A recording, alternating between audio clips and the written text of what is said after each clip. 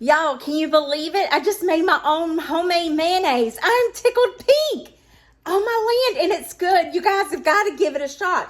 1 cup of oil, 1 egg, a pinch of salt, a tablespoon of rice vinegar, and then you can add the lemon juice or whatever if you wanted to or not. It's a little bit on the runny side, not as thick, but I think once you put it in the Frigidaire, it'll thicken up. Go make your own mayonnaise.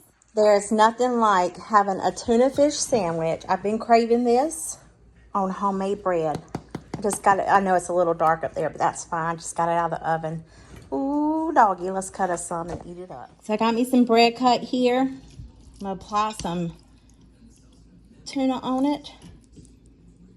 I'm gonna apply some tuna on it. Make me a half of a sandwich. My bread's falling apart, but look at that.